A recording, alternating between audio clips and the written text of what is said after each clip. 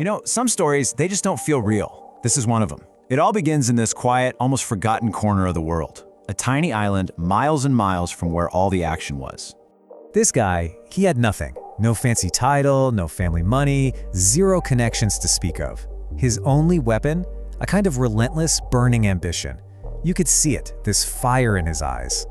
And believe me, he used that fire. He just ripped through the old way of doing things.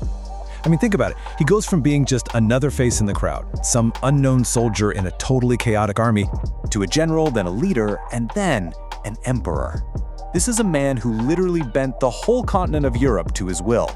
We're talking about a guy whose name made kings nervous, whose armies were so loyal they'd follow his shadow into battle. Of course, we're talking about Napoleon Bonaparte. And in this explainer, that's exactly what we're gonna do. We're gonna break down his unbelievable rise to the top, the absolute power he held, and yeah, his spectacular fall from grace. So, where does a story like that even start? How does someone like that come to be? Well, it begins with a young man who honestly looked like he was destined for failure. Let's get into the making of the man behind the myth. All right, so the year is 1769. Napoleon is born on this island, Corsica, which had just barely become French. So right from the start, he's an outsider. He's not part of the fancy French aristocracy. He's just this kid from the provinces, from a family with no real money, stepping into a world that was basically designed to keep people like him out. And you can imagine how that went. He gets to military school in France, and he's immediately the odd one out. They made fun of him for everything, his accent, the way he acted. But here's the thing, while all the other kids were laughing at him, he was just working. He became this mastermind in the shadows, totally obsessed with studying history, military tactics, the whole art of war. He wasn't just doing his homework, he was getting ready for something big. And all that preparation, it was about to pay off in a huge way.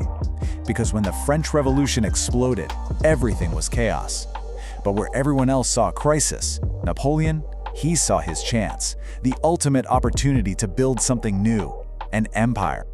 Yeah, this quote just nails his whole mindset, doesn't it? While everyone else was getting tossed around by the waves of history, Napoleon was the guy who decided to grab the steering wheel. He looked around, saw a massive power vacuum, a country that was desperate for a hero, and he just decided, yep, that's gonna be me. And he didn't just talk the talk, he proved it where it mattered, on the battlefield. I mean, get this, by the time he's 24, he's already a general. He's pulling off these victories that should have been impossible, using strategies that just left his enemies scratching their heads. And here's the key part, he earned the absolute loyalty of his men. Why?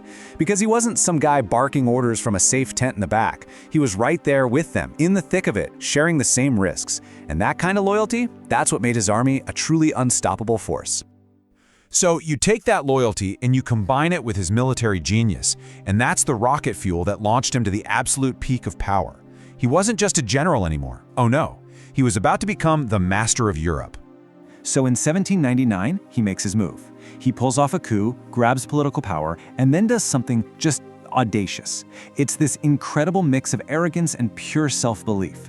He crowns himself emperor. And he doesn't just let the Pope do it. He literally takes the crown from the Pope's hands and puts it on his own head. The message couldn't have been clearer. My power comes from me, not from God, not from anyone else, me. And once he was emperor, wow, did he change things. France was transformed. The empire just ballooned, swallowing up most of Europe. He created the Napoleonic Code, this revolutionary set of laws that, believe it or not, is still the foundation of law in a ton of countries today. And his army? It became the stuff of legend. They were winning these insane battles like at Austerlitz and Jena, when they were completely outnumbered. I mean, the speed of it all is just mind-blowing. Look at this timeline. This is a guy moving at the speed of pure ambition. He gets crowned emperor in 1804, and in just 3 years, he completely dismantles the old power structures of Europe. He becomes the undisputed master of the continent. It was breathtaking, and for his enemies, absolutely terrifying. But you know how it goes. A flame that burns that bright, well, it's going to cast a very long shadow. And this is where our story takes that inevitable, tragic turn. The very same ambition that built him up was about to become the hubris that would tear it all down. You start to see the first cracks appearing in Spain. He gets bogged down in this brutal, messy guerrilla war that just bleeds his resources dry. But the really fatal mistake, the one big overreach he could never come back from, that was his decision to invade Russia. And this chart, it really shows you the devastating truth of that one decision. He marches into Russia with this enormous army, the biggest Europe had ever seen, more than 600,000 soldiers. He came back with maybe 40,000. He wasn't really beaten by another army, he was beaten by the sheer size of Russia, by the brutal winter, and by his own pride, his refusal to admit defeat and turn back. It was an absolute human catastrophe.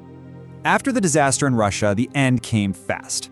A bunch of European countries ganged up on him, defeated him, and sent him into exile on the island of Elba. But Napoleon being Napoleon, he pulls off this one last desperate gamble. He actually escapes, returns to France, and rallies an army for what we call the 100 Days. But it all came to a head at one final famous battle, Waterloo. And this time, there was no coming back. His final defeat meant a final exile, this time to the super remote island of St. Helena.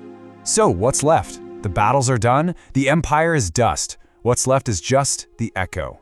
A story that's become both a legend and a warning. Just picture it, on St. Helena, in the middle of nowhere, surrounded by nothing but ocean. The man who once held a whole continent in his hands is now just a prisoner. No army, no empire, nothing. All he had left were his memories and the story he told to anyone who would write it down. And this quote from him, it really shows his genius, right? It's this deep, kind of cynical, but also spot-on understanding of what makes people tick. He knew it wasn't just about money or power. He knew people are driven by glory, by honor, by just being recognized. The simple desire, as he put it, for a bit of colored ribbon. And that really gets to the heart of his legacy. It's this two-sided coin. On one hand, his rise is totally inspiring. It's proof that where you're born doesn't have to define your destiny, that one person with enough ambition really can change the world. But the other side? His fall is a serious, chilling warning.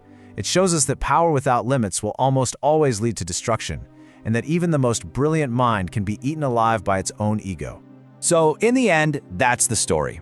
He's a legend, forged in the fire of his own incredible ambition, and in the end, he was broken by that exact same fire. Which leaves us with one last question to think about, right? Ambition can build an empire, sure.